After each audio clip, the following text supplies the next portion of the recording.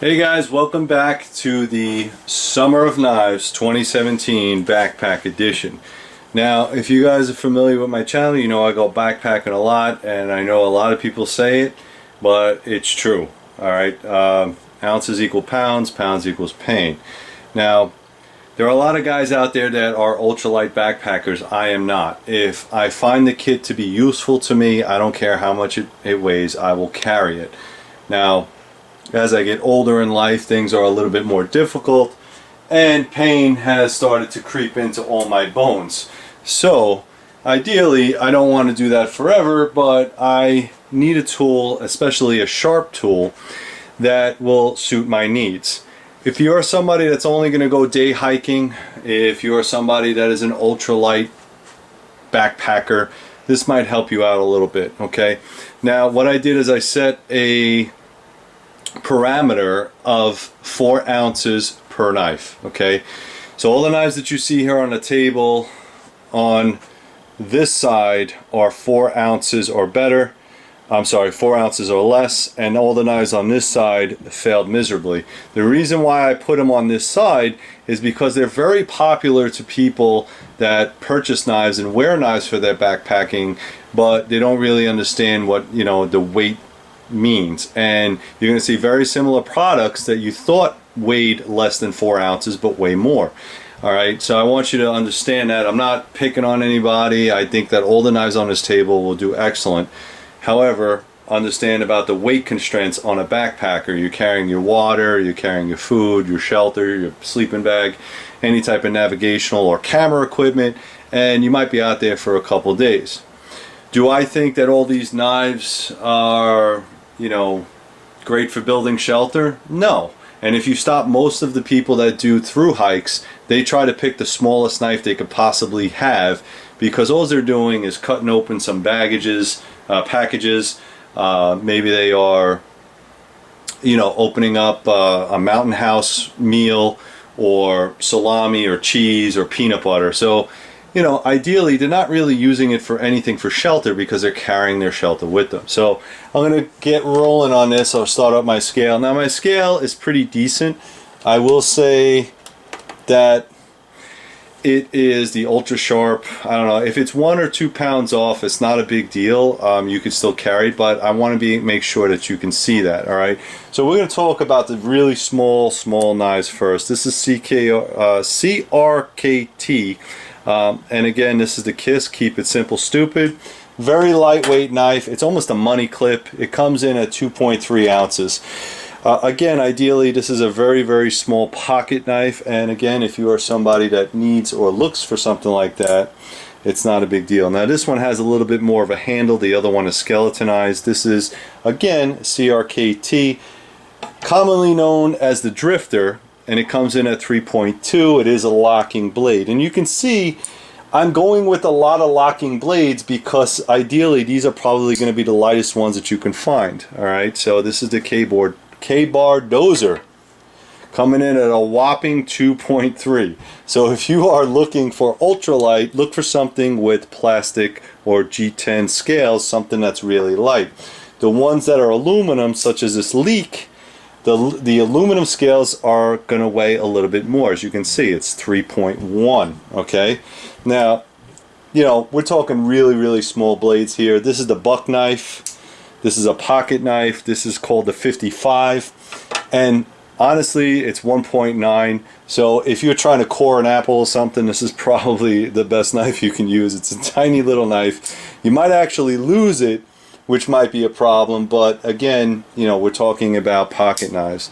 This is the Tough Light, made by Cold Steel. I like this. It has a sheep's foot design, coming in at a whopping 2.6 ounces. Alright, so all these knives are passing so far. This is a little bit more expensive, and I cut myself with this knife, and I really don't trust it, but this is called an Enzo, alright, and it is made out of CPM S30V. The only problem with this knife, although it's pretty and it's small and it's razor sharp, is that there's no locking blade on it. It does not lock. 3.1 ounces, so you have to be super careful with that one. Now this one's really cool. This is the Blur made by Kershaw, and I know a lot of people carry this knife, which is why I put it up there and I wanted to weigh it. This one happens to be in the S30V. They make other versions with other steels. This one's going to cost a little bit more, but boom, 4.0, exactly 4 ounces. And this to me is an ideal backpacker's knife. One, because it has this speed safe action. It just flips open with one hand. Okay, it's ambidextrous, and it does have a liner lock on it. Excellent, excellent knife. Now, when we're talking about multi-tools, this happens to be the Tinkerer. I know there's going to be a lot of people that carry multi-tools on the trail. This one is very, very small as far as tools goes. It does not have any type of locking blades, but it has the bare necessities, okay? That's all it is. And it has on this side, I like the 2-blade option in case one becomes dull or broken. It has the Phillips head, and I think this is an awl on this side. Yeah, it's an awl. Alright, so this is 2.7 ounces. Alright, this is called the Tinkerer. Very small, very lightweight. It does have a lanyard loop on there, so if you want to tie it to something so you don't lose it, excellent, excellent blade. Again, you're going to have to pick your poison when it comes to backpacking. Alright, this is a ZT. This is very expensive ZT. This is made by Elmax. The model number is 0770. Very fancy design, and you're looking at 3.1. Alright, so I believe ultimately the scales are just aluminum and the steel itself is Elmax. Now traditionally what I'm trying to do is get at least a 3 to 4 inch blade out of the weight. I would like a lock up of some type. Alright, these blades right here are really nice, but you're talking about a 2-inch blade. Alright, except for maybe the Blur might come in a little bit bigger. Now again, this is Benchmade's Griptilian. The scales are plastic, so it allows it to be a little bit lighter, and we're looking at 4.0 on the dot. Alright, the steel I think is 154 cm. Mel Purdue, I think it is Mel Purdue, is the designer of this knife. You cannot go wrong with this knife. I know a lot of people use this in the military, and it's very ideal for a lightweight knife, and especially with the lockup. Again, 3 to 4 inches is where I want to be. Now this is a Buck 110, and what they did is they took out the traditional handle scales, which was some type of rosewood and brass, and now we're talking a nice sturdy blade with a lockup. And what they did is they put micarta handles on it.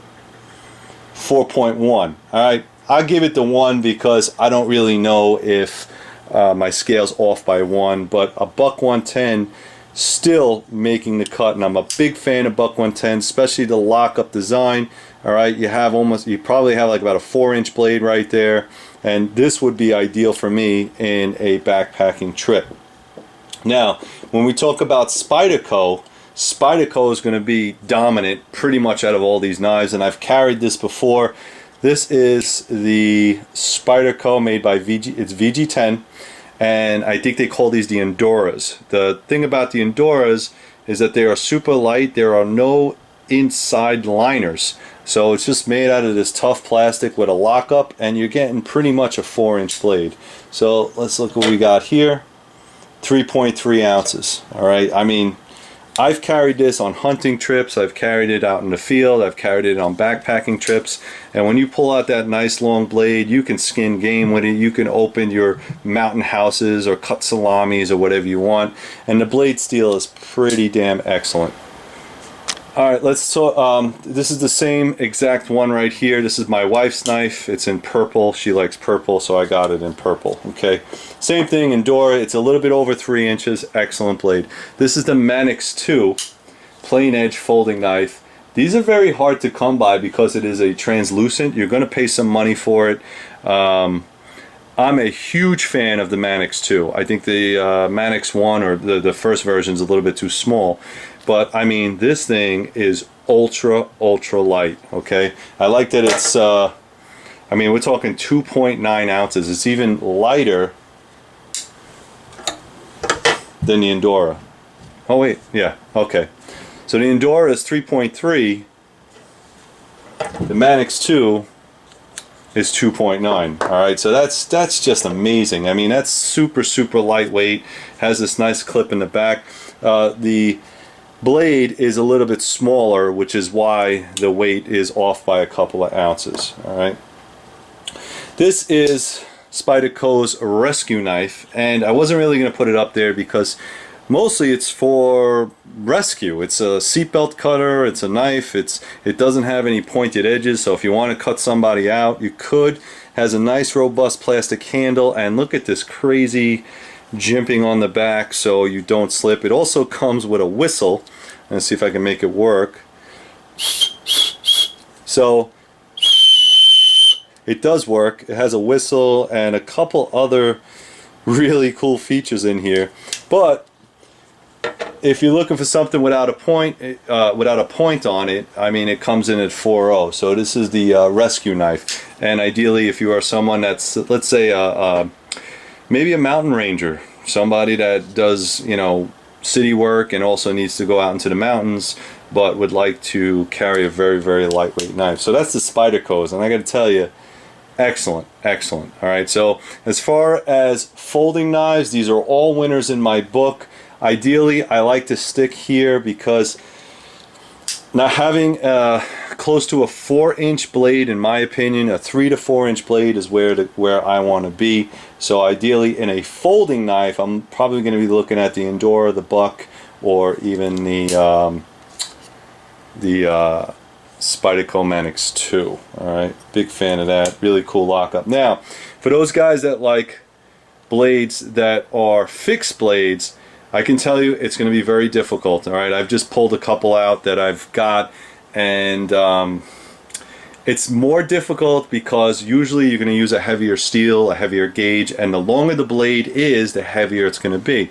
Now, Spyderco is really good at creating a knife or a blade that is typically going to be under the 4-ounce mark. All right, so this is, I forget which one this is. This is a carbon steel, and if you are going to weigh your knives, make sure you weigh them with the sheath because you're carrying the sheath. So I don't know anybody with this base weight crap. If it's base weight, it's your weight, so you know, fill it up.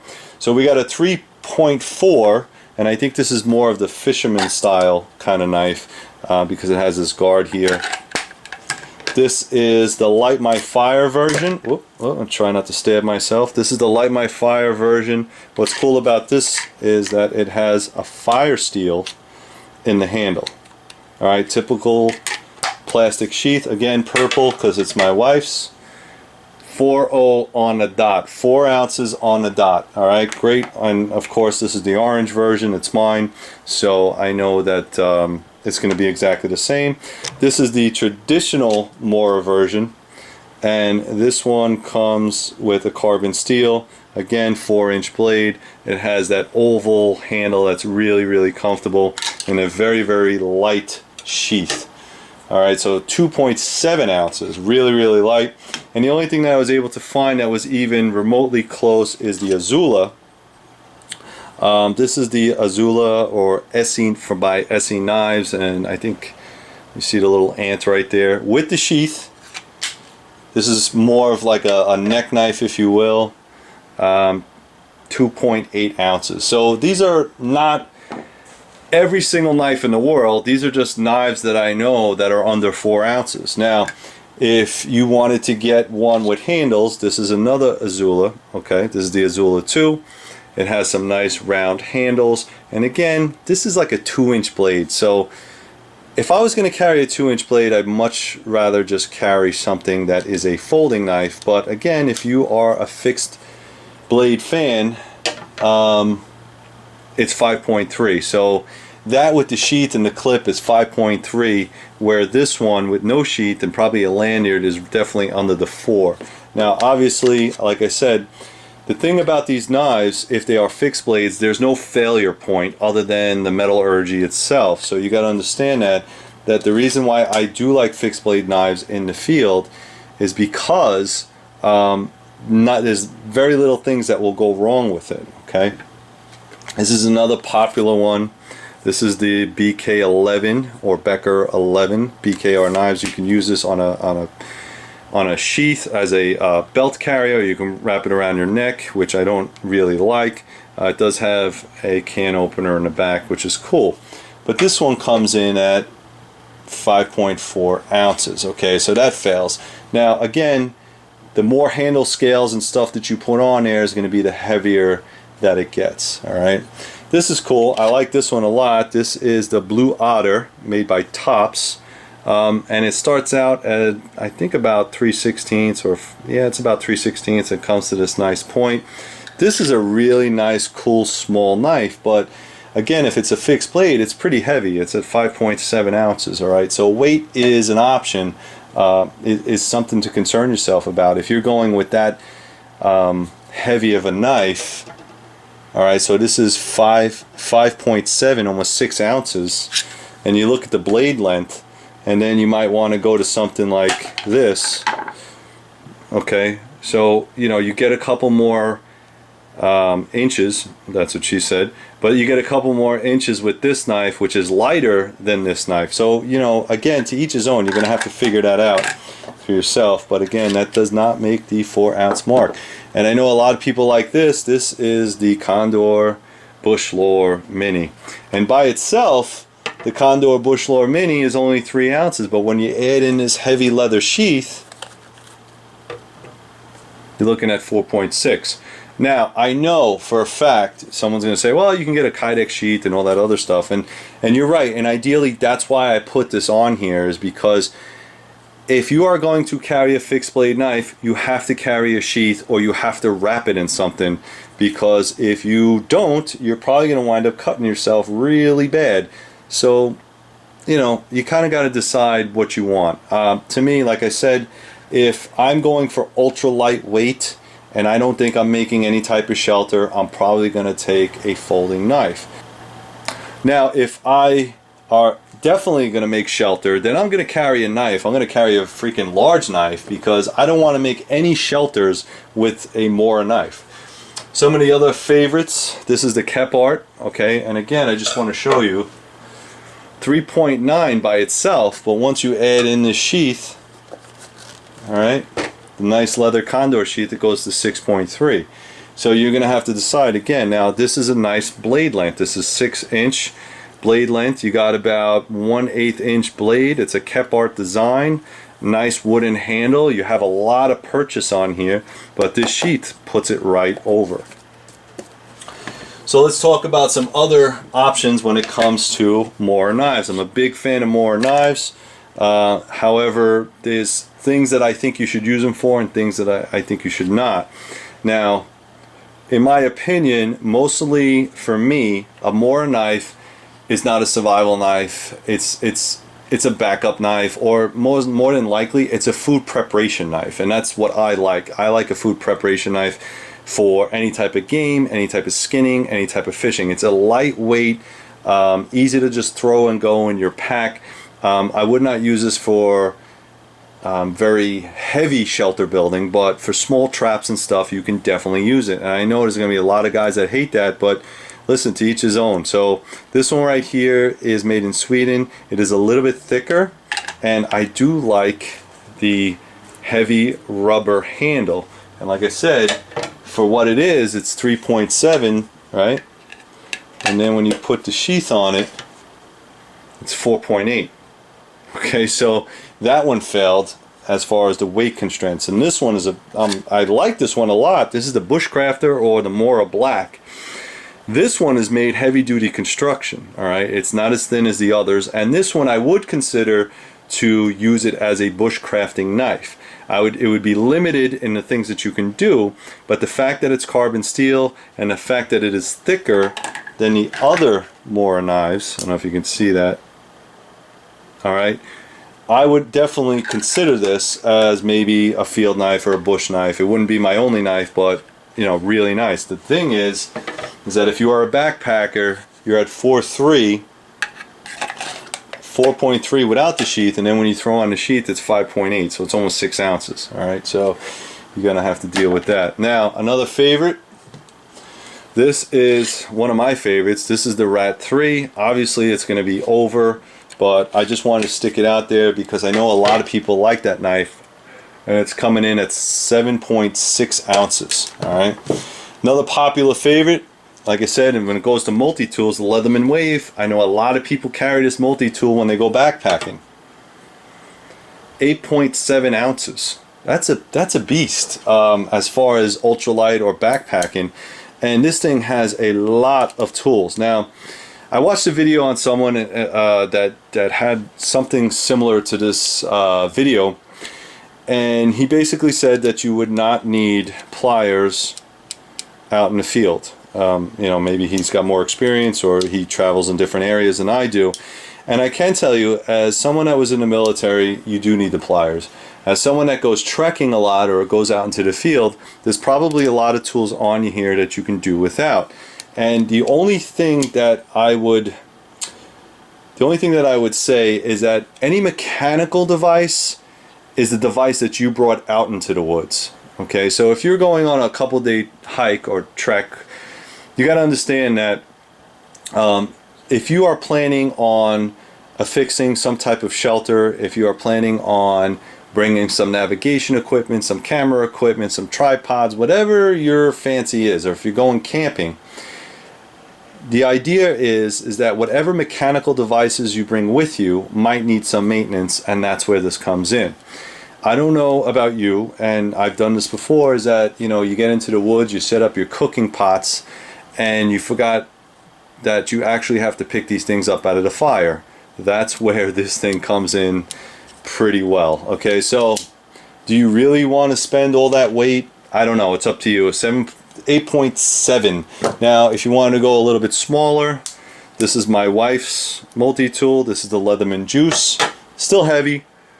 6.7. Still not reaching that 4 ounce. Okay, now there's a couple other options here that I'll get into on the table, and I know this one's pretty popular. All right, this is the this is the Model 1, Rat Model 1. It's made in Taiwan and is an Essie folding knife, and I know a lot of people like this knife, but it's 5 ounces. Okay, so it definitely is over, but it doesn't feel like that, but it is. Okay, couple other ones. This is the Manix 2, which I carry pretty much every single day. This is in S30V. 5.1 ounces. All right, this is my everyday pocket knife, and this is the Cold Steel. This one is the Recon 1, and it is 5.2 ounces. All right, so I hope I've given you guys enough information to go on. This is another design which I thought was really nice. I thought it was lightweight. It's made by Kershaw. This is supposed to be the upgraded version of the Leek, or this, whatever they, Onion, or whatever they call it. It's about 4.5 ounces, and of course I'll definitely throw in my Fork Neiman. This is the FR1. It's almost 7 ounces. Alright guys, so you can see where a lot of this stuff fails. I think that ideally, if you are looking for a backpacking knife, you need to understand what you're carrying and what you plan to do with your backpacking. If it's only a day hike, any of these small folding knives will do great. If you want to throw more in your pack or on your side, not a big deal. I think you would even be okay carrying some of the heavier multi-tools. I mean, honestly, if you're only going out for a day and you want to get your exercise and you want to take a look at nature, a multi-tool is a great option. So I hope this helped, guys. This is the backpacking edition. Stay tuned for more videos. Thank you very much, and remember, please go up to 3riverblades.com. Check out all the great stuff I have up there. Stay safe.